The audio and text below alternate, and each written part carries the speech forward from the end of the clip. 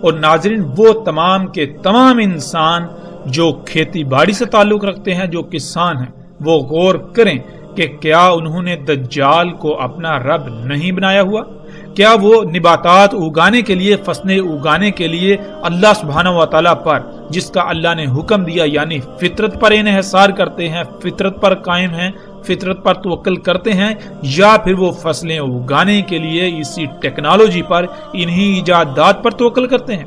وہ زمین سے اگانے کے لیے کھادوں پر توکل کرتے ہیں، وہ زمین سے بہتر فصل کے لیے انہی ادویات پر، انہی سپرے اور طرح طرح کے کیمیکلز پر توکل کرتے ہیں؟ کیا وہ فطرتی بیج استعمال کرتے ہیں یا پھر جنیاتی بیج، جینیٹیکلی موڈیفائیڈ بیج، بہتر اور زیادہ پیداوار کے حصول کے لالچ میں؟ تو کیا آج آپ دجال کو اپنا رب نہیں بنا چکے؟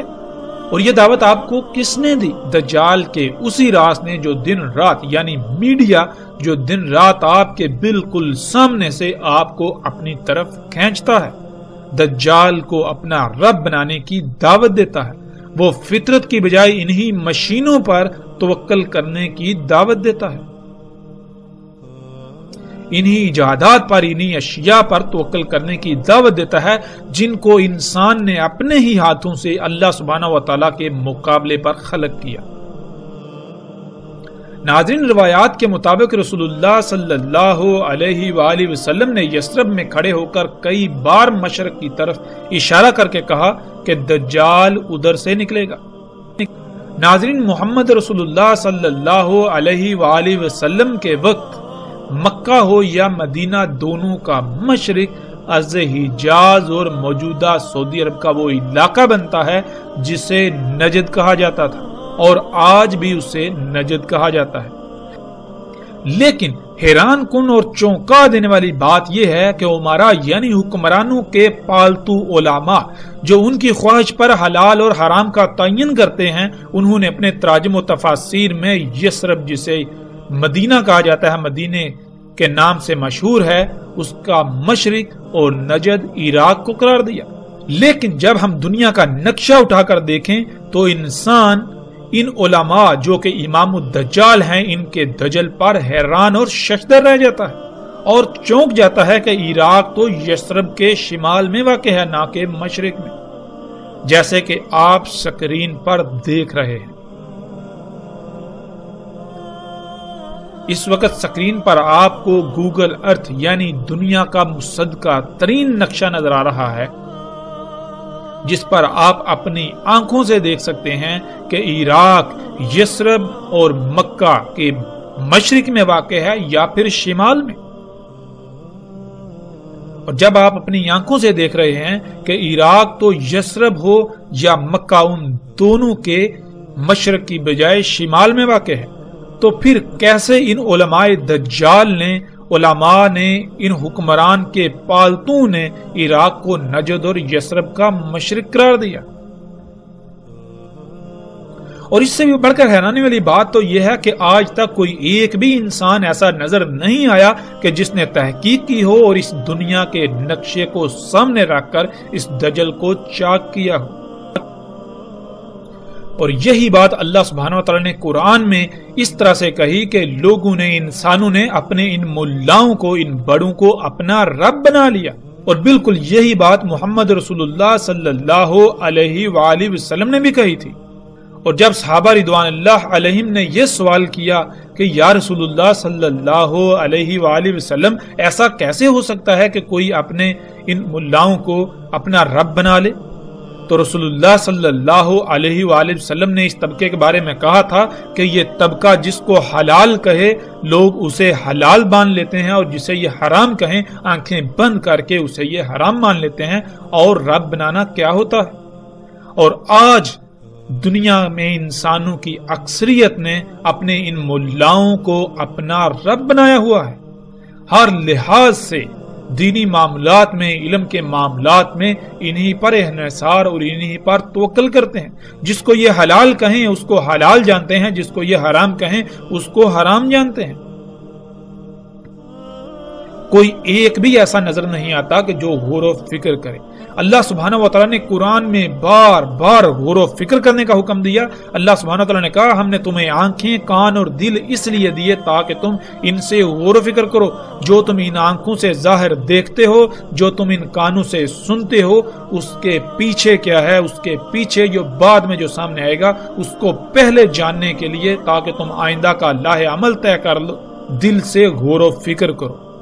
اور جو لوگ غور و فکر نہیں کرتے، آنکھوں کا، کانوں کا اور دل کا اس مقصد کے لیے استعمال نہیں کرتے، جن کی آنکھیں محض صرف دیکھنے کے لیے، کان صرف سننے کے لیے اور دل صرف خون کو پمپ کرنے کے لیے ہیں، گویا کہ وہ چوپائے ہیں۔ ان کو اللہ سبحانہ وتعالی نے قرآن کے ایک مقام پر چوپائے قرار دیا، دوسرے پر اندھے قرار دیا، تیسرے پر اموات قرار دیا اور چوتھے پر قبروں میں قرار دیا۔ یعنی جس مواد سے یہ وجود میں آئے، پہلے یہی میٹیریل، یہی مواد، یہی گوشت پوچھ پہلے اور چوپایوں کے وجود کا حصہ تھا، وہی مواد، وہی میٹیریل، وہی گوشت اب اس چار پائی کی صورت میں موجود ہے۔ ان میں اور اس میں کوئی فرق نہیں، اور اگر کوئی شے فرق کرتی ہے تو وہ یہی کہ غور و فکر کیا جائے۔ ناظرین، کچھ بھی ہو، جانور بھی دیکھ لیتے ہیں، جانور بھی سن لیتے ہیں، لیکن تب جب شے سامنے ہو۔ سامنے آنے سے پہلے جانور نہیں دیکھ سکتے، جانور نہیں سن سکتے، وہ سامنے آنے کے ہی محتاج ہیں۔ اور اگر انسان بھی تب ہی کسی شے کو دیکھے، تب ہی کسی شے کو سنے جب وہ سامنے آئے، تو ان میں اور انسانوں میں کیا فرق رہ جاتا ہے؟ انسان کو تو زمین پر لایا گیا تھا اس امتحان کے لیے کہ اس نے کہا تھا کہ میں زمین کا نظام چلا سکتا ہوں، میں دنیا کا نظام چلا سکتا ہوں۔ اللہ نے کہا تھا کہ نہیں، تو نہیں چلا سکتا، اگر تو نظام چلا سکتا ہے تو یہ لے، بطور امتحان چلا کر دکھا۔ اور اس زمین کا نظام چلانے کے لیے کیا فائدہ مند ہے، کیا نقصان دہ ہے، اس کو جاننے کے لیے غور و فکر کرنا ہی باقی مخلوقات سے امتیاز کرتا ہے۔ اور جب کوئی غور و فکر کرے گا ہی نہیں تو اس میں اور ان چوپایوں میں یا ان میں جو اموات ہیں کوئی فرق رہ جاتا ہے؟ ہرگز نہیں۔ لیکن سب سے حیران کن اور چونکا دینے والی لرزہ خیز بات یہ ہے کہ یہی ملا جن کو لوگ اپنے سروں پر بٹھائے ہوئے ہیں، یہ کہتے ہیں کہ تحقیق سے کام نہ لو، عقل سے نہیں بلکہ نقل سے کام لیا جائے۔ یعنی جو ہمارے آباء و اجداد نے ہمارے لیے لکھ کر چھوڑ دیا، صرف اور صرف اسی پر اکتفا کرو، اس سے آگے تم اپنی عقل نہیں دوڑا سکتے، تم غور و فکر نہیں کر سکتے۔ اگر تم غور و فکر کرو گے تو گمراہ ہو جاؤ گے، نئی نئی راہیں ایجاد کر بیٹھو گے۔ تو نعوذ باللہ، کیا اللہ سبحانہ و تعالیٰ نے جو قرآن میں یہ تمام کی تمام آیات بیان کی، ان کو نکال کر باہر پھینک دیا جائے؟ بنی اسرائیل کو اللہ سبحانہ وتعالی نے کہا کہ ان کو سور اور بندر بنا دیا گیا، تو کیا وہ جسمانی ساخت ان کی تبدیل کر کے ان کو سور بندر بنایا گیا، یا پھر اللہ سبحانہ وتعالی نے قرآن میں بالکل واضح کیا کہ ان پر اللہ سبحانہ وتعالی نے کہا تھا کہ ہم نے تم پر حلال کیا طیبات کو، مگر انہوں نے طیبات کو چھوڑ کر خبائث کو اختیار کیا، جس سے ان کے اندر وہی خصوصیات پیدا ہوگی جو سور اور بندر میں ہوتی ہیں۔ سور کی گردن نہیں مڑتی، اور گردن کا پیچھے نہ مڑنا، اس کا مطلب یہ ہوتا ہے کہ پیچھے مڑ کر نہ دیکھ پانا، اور پیچھے مڑ کر نہ دیکھ پانا تدبر نہ ہونے کی علامت کہلاتا ہے، کہ آپ نے جو پیچھے کیا آپ اس میں غور و فکر کریں اور آگے بڑھیں، تاکہ پیچھے آپ نے جو کیا اس میں جب آپ غور و فکر کریں گے، اگر اس میں کوئی کمی، کوئی کجی، کوئی کوتاہی تھی تو آئندہ آپ اس کو نہیں دہرائیں گے، آئندہ آپ اس سے سیکھتے ہوئے اس سے بچنے کی کوشش کریں گے۔ اسے کہتے ہیں تدبر، جو کہ سور میں نہیں ہوتا۔ اس کے علاوہ سور خبائث کا منبع ہوتا ہے۔ اور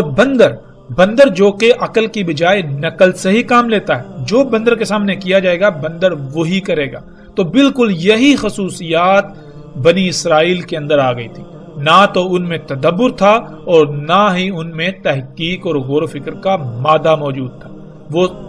جیتے جاگتے انسان تو تھے، لیکن ان کی حیثیت و اہمیت سور و بندر سے بڑھ کر نہیں تھی، اور بالکل آج یہی منظر موجودہ انسانوں میں جب غور و فکر کیا جائے تو نظر آتا ہے۔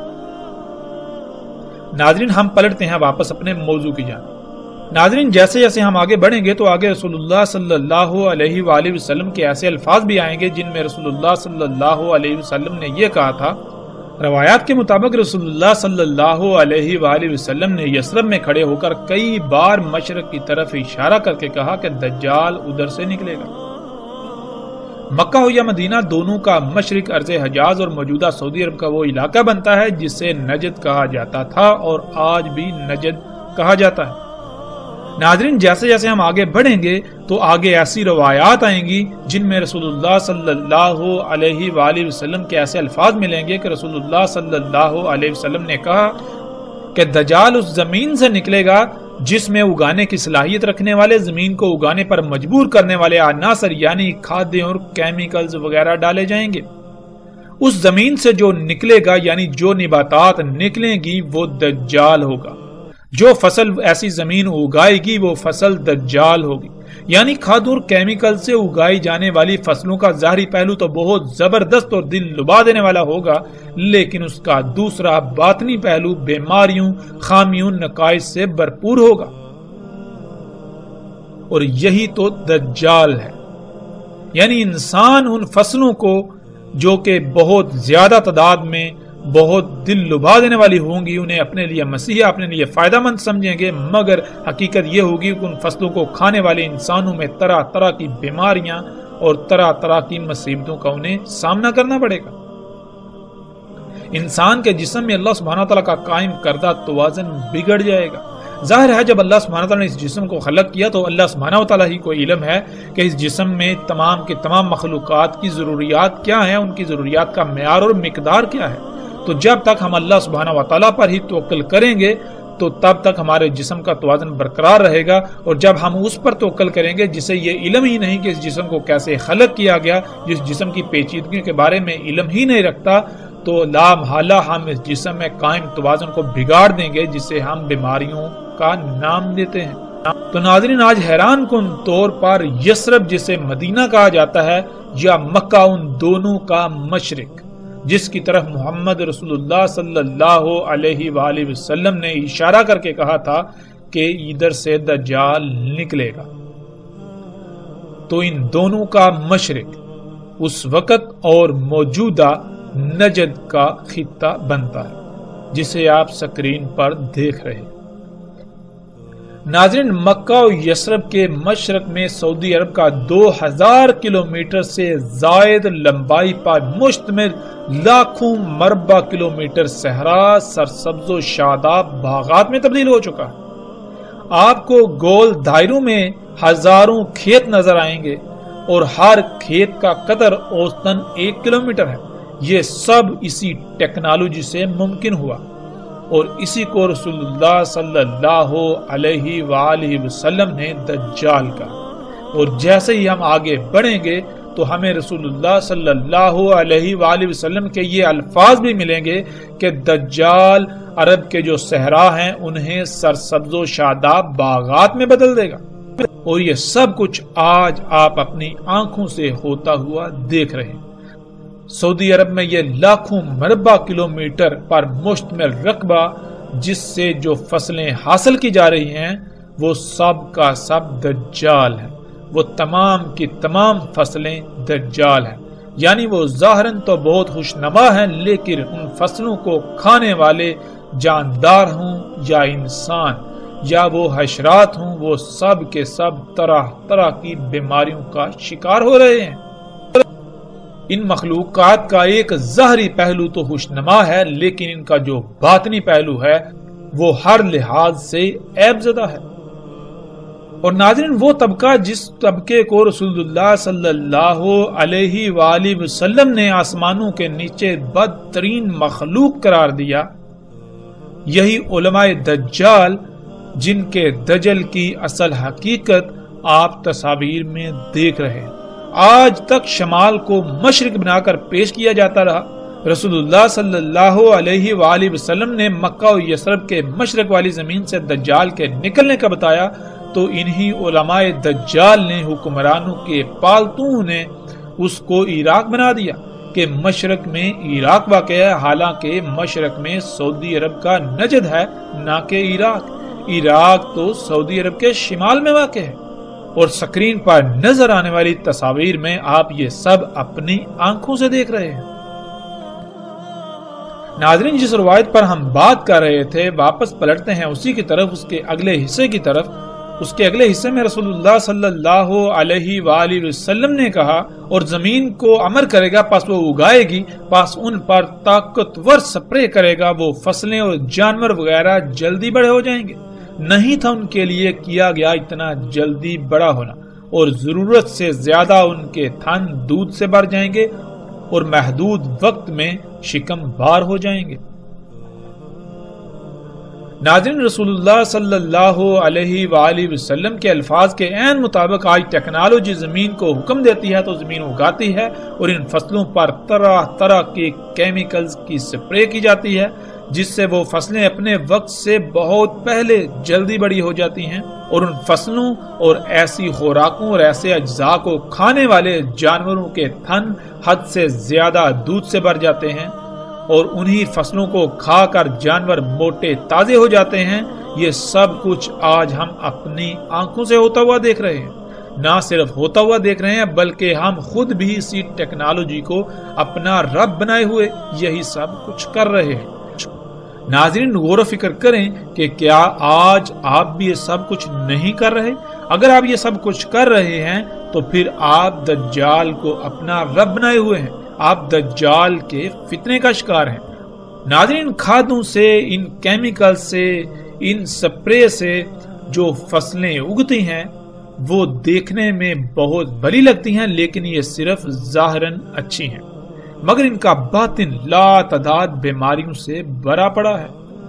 یہی تو دجل ہے کہ ہر کوئی انہیں دیکھ کر اپناتا ہے، حاصل کرتا ہے، دیکھنے میں یہ سب بہت اچھا لگتا ہے، لیکن جب یہی انسان اور جانور کھاتے ہیں تو وہ مفلوج ہو جاتے ہیں، ان کو طرح طرح کی بیماریاں لاحق ہو جاتی ہیں، بچے وقت سے پہلے بالغ ہو جاتے ہیں، انسانوں کی عمریں کم ہو جاتی ہیں، جسم کمزور ہو جاتے ہیں، طرح طرح کی بیماریوں کا شکار ہو جاتی ہیں۔ بالکل اسی طرح دودھ تو زیادہ حاصل کر لیا جاتا ہے، لیکن ان غیر فطری طریقوں سے دجال پر توکل کرنے سے حاصل شدہ ہر شے کا زہری پہلو تو بہت خوشنما ہوتا ہے، لیکن اس کا باطن محض زہر ہی ہوتا ہے۔ یہی وہ دجل ہے آج جس کا ہر کوئی شکار نظر آتا ہے، اور کوئی بھی اسے پہچان نہیں پا رہا اور نہ ہی پہچاننا چاہتا ہے۔ اور ناظرین، غور کریں، وہ لوگ جو کسان ہیں، جو برصغیر سے تعلق رکھتے ہیں، کہ سن 2000 کے آس پاس کی بات ہے کہ جانوروں کو ایک نئی بیماری کا سامنا کرنا پڑا کہ دیکھتے ہی دیکھتے جانور کو سانس کی پرابلم ہوتی، اس کے منہ سے جھاگ نکلنا شروع ہو جاتی، 1 2 زیادہ سے زیادہ 3 اور 4 دن کے اندر اندر جانور کی موت ہو جاتی، وہ کھانا پینا چھوڑ دیتا، اس کو سانس بھی بہت مشکل سے آتی، سانس لینے میں انتہائی مشکل کا سامنا کرنا پڑتا، یہاں تک کہ جب وہ سانس لیتا تو اس کے گلے سے غرارے کی آواز آتی، جیسے کہ اس کے گلے سے سانس انتہائی مشکل سے گزر پا رہی ہے۔ اور اس بیماری سے برصغیر میں لاکھوں نہیں کروڑوں کی تعداد میں جانوروں کی ہلاکت ہوئی، دیکھتے ہی دیکھتے۔ اس بیماری کو گل گوٹو کا نام دیا گیا، لیکن آج تک کسی نے بھی اس بیماری کی اصل وجوہات کو سامنے لانے کی کوشش ہی نہیں کی۔ کسی نے آج تک کسانوں کو اس کی حقیقت کے بارے میں نہیں بتایا۔ وہ سیدھے سادے کسان جو زبان سے اللہ پر توکل کے دعوے دار ہیں، لیکن وہ دجال کو اپنا رب بنا بیٹھے، انہیں اس بات کا شعور اور علم ہی نہیں کہ یہ سب اسی دجال کی وجہ سے ہوا۔ انہوں نے اپنے اس نقصان کی ذمہ داری، اپنے جانوروں کی موت کی ذمہ داری اللہ کے اوپر ڈال دی کہ یہ سب اللہ کا کیا ہوا ہے، یہ سب اللہ کی مرضی سے ہوا ہے، حالانکہ یہ اللہ کے اوپر بہت بڑا بہتان ہے۔ اللہ سبحان ہے، اللہ ایسی تمام کی تمام نیگیٹیوٹی سے پاک ہے، اللہ کے لیے ہے ہی حمد، تو کیسے اس چیز میں حمد ہو سکتی ہے جس میں خامیاں، خرابیاں اور کوتاہیاں ہوں، کجیاں ہوں؟ اللہ کہتا ہے میں اپنے کسی کام میں کوئی کجی نہیں چھوڑتا، کوئی عیب نہیں چھوڑتا، کسی قسم کی کوئی لاپرواہی نہیں کرتا، کوئی کوتاہی نہیں کرتا، میری ہر خلق، ہر شے، میرا ہر کام ہر لحاظ سے پرفیکٹ ہوتا ہے، اس میں حمد ہوتی ہے۔ تو ہم نے کیسے یہ جرت کی کہ اس اتنے بڑے الزام کو اللہ سبحانہ تعالیٰ کے اوپر عائد کرنے کی؟ اور ناظرین، حقیقت کیا ہے؟ ناظرین، حقیقت یہ ہے کہ سن 2000 کے آس پاس بر صغیر میں پہلی بار وہ سپرے مارکیٹ میں آئے، وہ سپرے مارکیٹ میں لائے گئے جنہیں آج فصلوں پر چھڑکا جاتا ہے۔ ان کیمیکل کمپنیوں نے مال کو پانی کی طرح بہایا، لوگوں کو خریدا، اپنے ایجنٹوں کو حرکت میں لائے، جس سے انہوں نے دن رات ایک کر کے کسانوں کو لالچ دے کر اپنے ان سپرے، اپنے ان کیمیکلز، ادویات کو بیچا۔ جب کسانوں نے ان ادویات کا، ان کیمیکلز کا بذریعہ سپرے اپنی فصلوں پر استعمال کیا تو فضا زہر آلود ہو گئی۔ وہ زہر آلود فضا سب سے زیادہ جانوروں پر اثر انداز ہوئی۔ دیکھتے ہی دیکھتے لاکھوں نہیں کروڑوں کی تعداد میں جانوروں کی اموات ہونا شروع ہوئی۔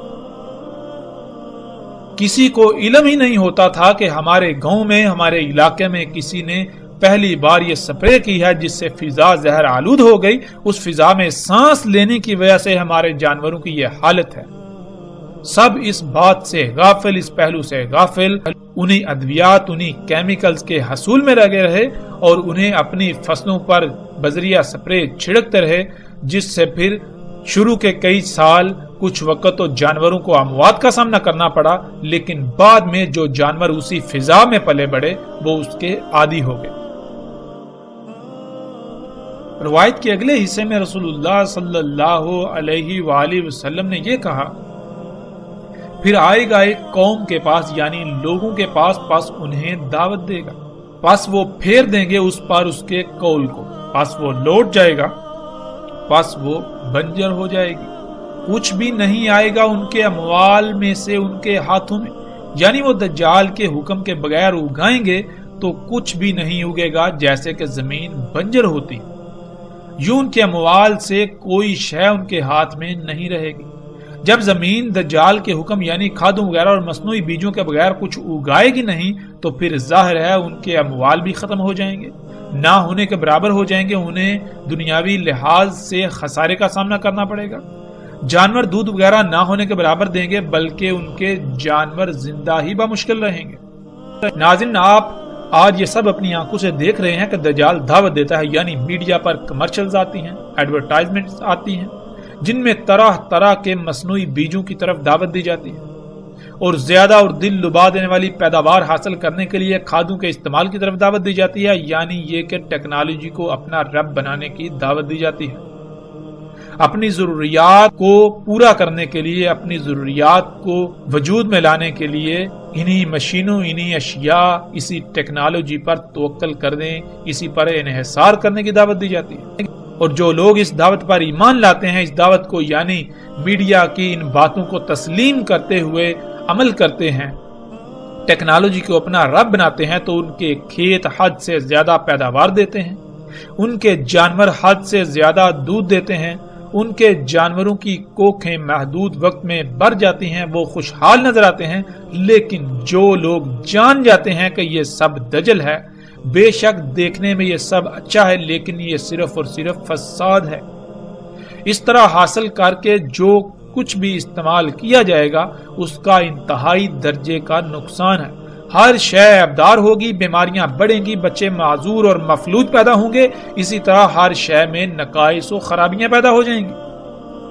تو وہ لوگ ٹیکنالوجی کو رب بنانے کے بجائے فطرت پر انحصار کرتے ہوئے جب قدرتی بیج استعمال کرتے ہیں اور کھادوں کے بغیر، اس ٹیکنالوجی کے بغیر اگاتے ہیں، بارشوں پر انحصار کرتے ہیں، تو نتیجہ یہ نکلتا ہے کہ گویا ان کی زمین بنجر ہے، کچھ بھی نہیں اگتا، اور پھر ایسے حالات میں دنیا جہنم سے کم نہیں رہ جاتی۔ ایسے حالات میں پھر ثابت قدم رہنا انتہائی مشکل ہو جاتا ہے، اور اسی کا رسول اللہ صلی اللہ علیہ وآلہ وسلم نے حکم دیا تھا کہ اے اللہ کے غلاموں، یعنی اے وہ لوگوں جو اس وقت، اس دوران اللہ کی غلامی کر رہے ہوگے، ڈٹے رہنا، اللہ کی غلامی پر ثابت رہنا۔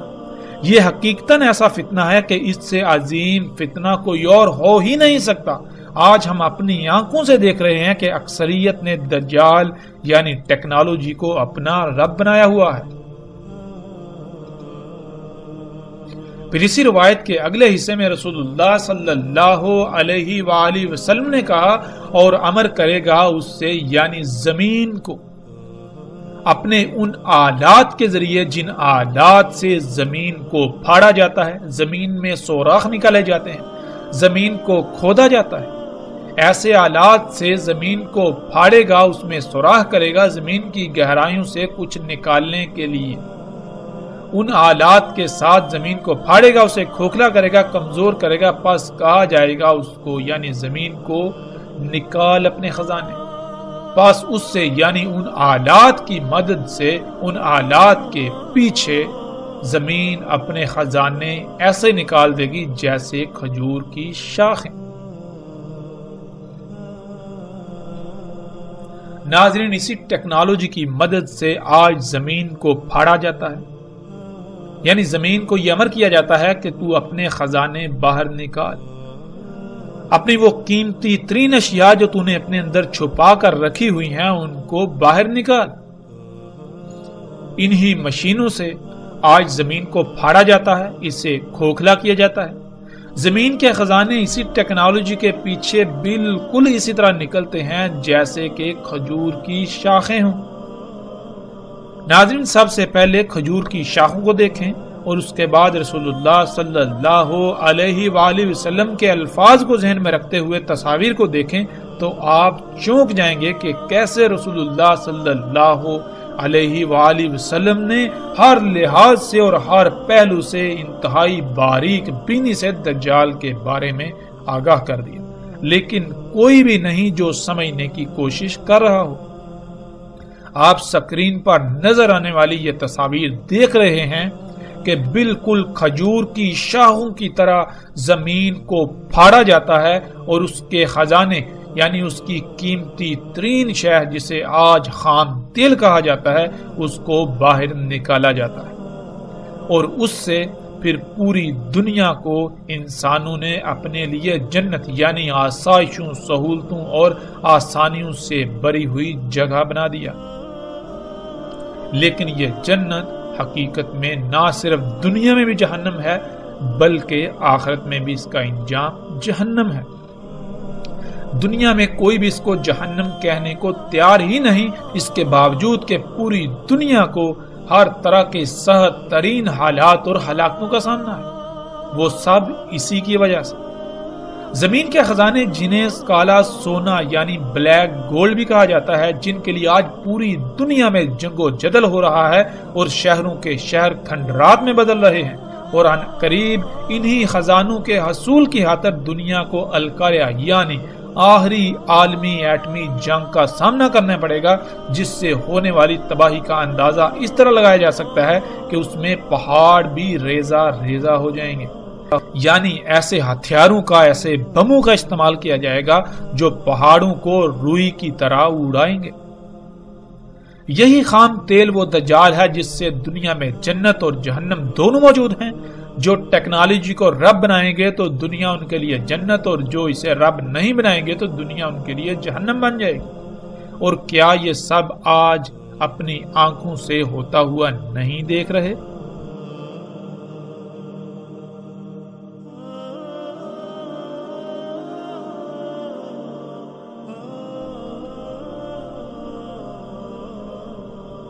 بلا شک و شبہ آج ہم یہ سب اپنی آنکھوں سے ہوتا ہوا دیکھ رہے ہیں۔ اس کے باوجود اگر ہم حقائق سے آنکھیں چرانا چاہتے ہیں، آنکھیں بند کر کے انہی طرح طرح کی کہانیوں کو سننا چاہتے ہیں، انہی کو تسلیم کرنا چاہتے ہیں، محظوظ ہونا چاہتے ہیں، تو فیصلہ ہمارے ہاتھ میں۔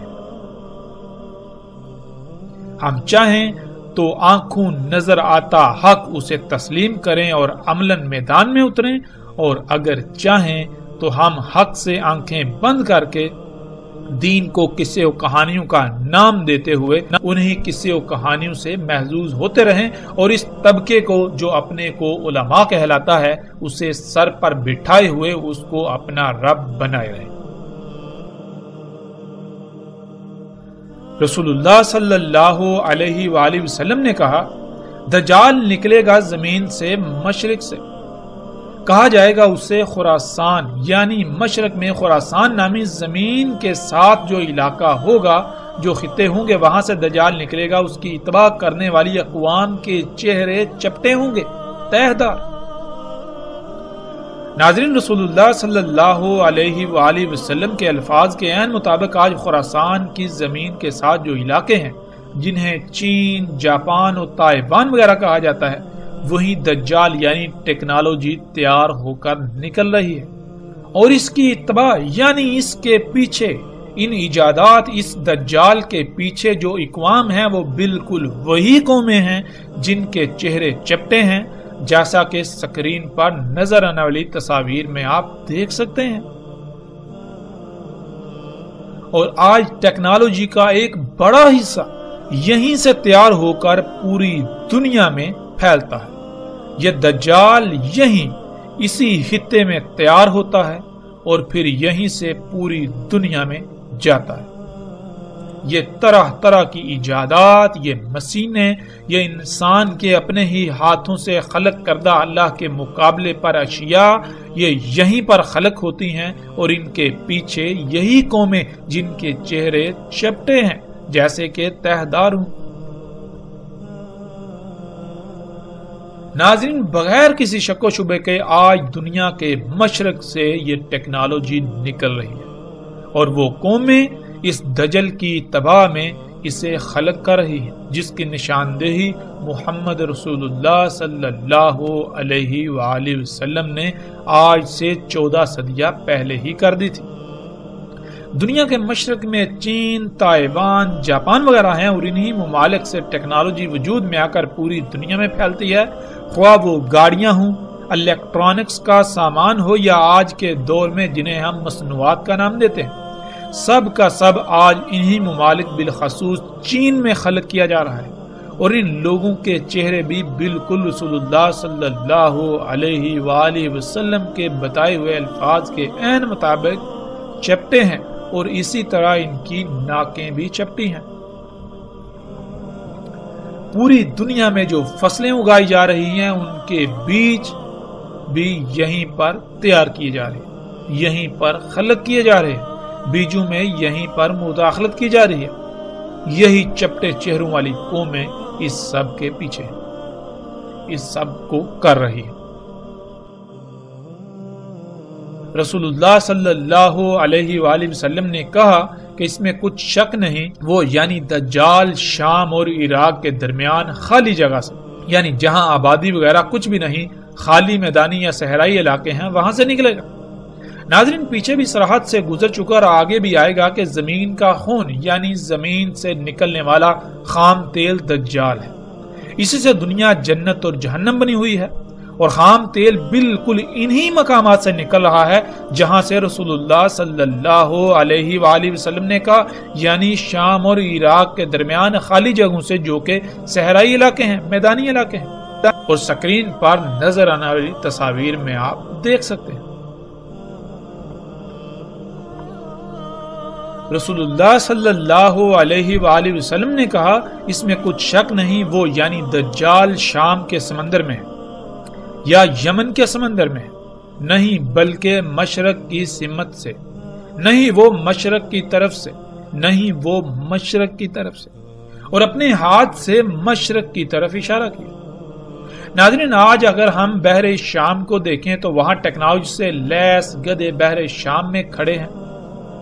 اور بحر یمن میں بھی، جہاں سے دجال یعنی یہ ٹیکنالوجی مومنوں پر حملہ آور ہے۔ اور جیسا کہ پیچھے گزر چکا، دجال یعنی ٹیکنالوجی مشرق سے ہی نکل رہی ہے، روایت کا ایک ایک لفظ اس بات پر پورا اترتا ہے۔ رسول اللہ صلی اللہ علیہ وآلہ وسلم کا یہ فرمانا کہ وہ بحر شام میں ہے، پھر یمن میں کہنا، اور پھر یہ کہنا کہ نہیں بلکہ مشرق سے نکلے گا، اس کا مطلب ہرگز یہ نہیں ہے کہ رسول اللہ صلی اللہ علیہ وآلہ وسلم خود ہی ایک بات کر کے اس کی تردید کر رہے ہیں، بلکہ یہ وقت پر منحصر ہے کہ ایک وقت میں ایک جگہ سے نکل رہا ہے، پھر دوسرے وقت میں دوسری جگہ سے،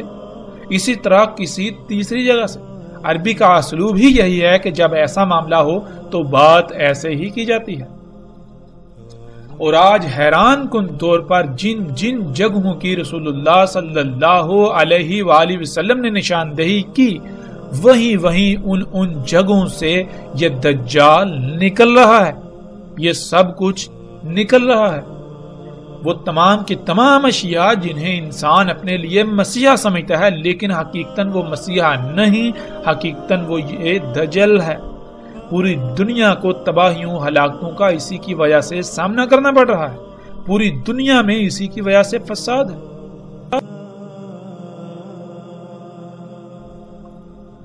رسول اللہ صلی اللہ علیہ وآلہ وسلم نے کہا بلکہ وہ عراق کے سمندر میں ہے، نکلنے کے وقت نکلے گا، اس خطے سے، اس علاقے سے کہا جائے گا اس کو اصبہان۔ رسول اللہ صلی اللہ علیہ وآلہ وسلم نے کہا دجال نکلے گا عراق سے۔ ناظرین، روایات میں ان مقامات کے علاوہ بھی کچھ مقامات کا ذکر آیا ہے، اور جن مقامات کا ذکر آیا ہے بالکل انہی مقامات سے آج خام تیل نکل رہا ہے، جس سے دنیا آج جنت اور جہنم کا منظر پیش کر رہی ہے۔ اسی خام تیل سے تمام کے تمام مصنوعات بن رہی ہیں، اور اسی خام تیل سے آگ و بارود بن رہا ہے۔ جو اس ٹیکنالوجی کو یعنی دجال پر ایمان لاتے ہیں ان کے لیے دنیا جنت بن چکی ہے، اور جو اس پر ایمان نہیں لاتے بلکہ اللہ کو اپنا رب بناتے ہیں یعنی فطرت پر توکل کرتے ہیں تو ان کے لیے اس دنیا میں کچھ بھی نہیں سوائے آگ و بارود کے، سوائے سختیوں کے، سوائے طرح طرح کی آزمائشوں کے۔ یہی دجال ہے اور یہی اس کی جنت و جہنم، یہی اس کی جنت و آگ۔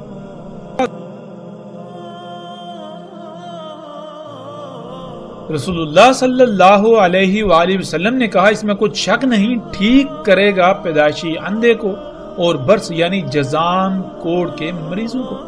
اور حیات دے گا موت کو، اور کہے گا انسانوں کو میں تمہارا رب ہوں، یعنی اپنی تمام کی تمام ضروریات کو پورا کرنے کے لیے مجھ پر ہی توکل کرو، مجھ پر ہی انحصار کرو۔ پس جس نے کہا تو میرا رب ہے، یعنی جس نے اسے اپنا رب بنایا، جس نے اپنی ضروریات کو پورا کرنے کے لیے اس پر توکل کیا، پس تحقیق یعنی بلا شک و شبہ کوئی دو رائے نہیں کہ وہ فتنے میں پڑا۔ اور جس نے کہا کہ اللہ میرا رب ہے، یعنی جس نے اپنے آپ کو فطرت پر قائم کیا، جس نے اپنی ضروریات کو پورا کرنے کے لیے فطرت پر انحصار کیا یہاں تک کہ اس کی اسی پر موت ہوئی، پس تحقیق یعنی بلا شک و شبہ یہ بات طے شدہ ہے کہ وہ بچا لیا گیا دجال کے فتنے سے، اور نہ ہی اس کے بعد اس پر کوئی فتنہ ہوگا اور نہ عذاب۔ پس رہے گا زمین میں، یعنی دجال زمین میں رہے گا جتنا اس کا رہنا اللہ کے قانون میں ہے، اور زمین پر رہنا اس کا اللہ کے قانون میں کتنا ہے جب تک کہ عیسیٰ ابن مریم علیہ السلام نہ آ جائیں۔ پھر آئیں گے عیسیٰ ابن مریم علیہ السلام مغرب سے پہلے، یعنی امت محمد کے یوم کے بالکل آخر میں، سات کے بالکل قریب، تصدیق کریں گے محمد علیہ السلام کی ایک ایک بات کی انہی کی کہی ہوئی باتوں سے، یعنی محمد علیہ السلام نے اپنی موجودگی کے وقت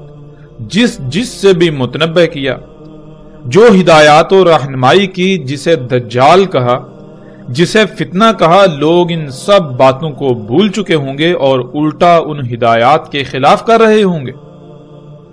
جس کو محمد علیہ السلام نے دجال کہا تھا، الٹا لوگ اسے مسیحا تسلیم کر چکے ہوں گے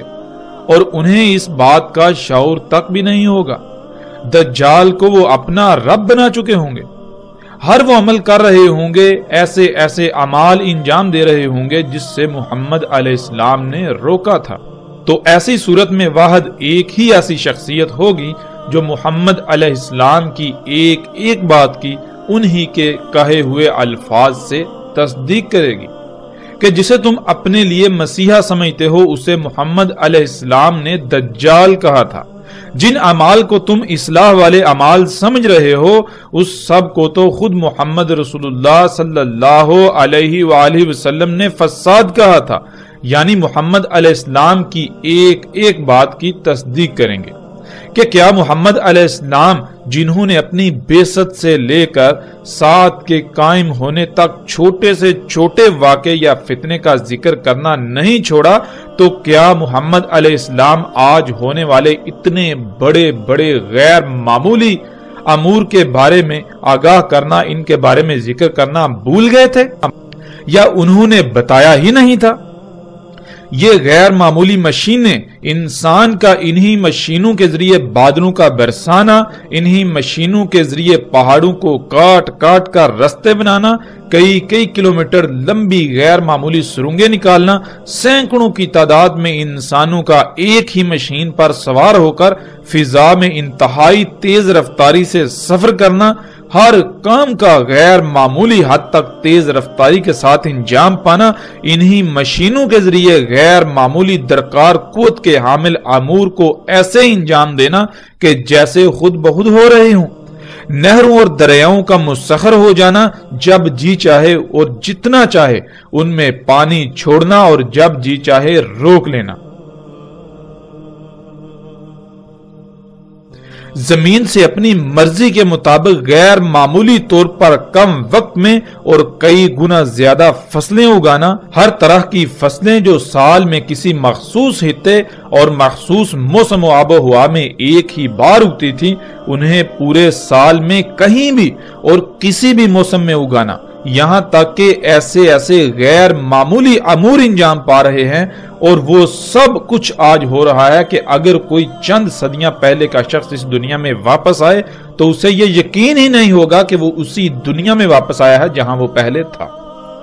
کہ یہ وہ دنیا نہیں ہو سکتی، یہ وہ دنیا ہو ہی نہیں سکتی، یہ وہ رب ہو ہی نہیں سکتا جو میرا رب تھا اور ہے،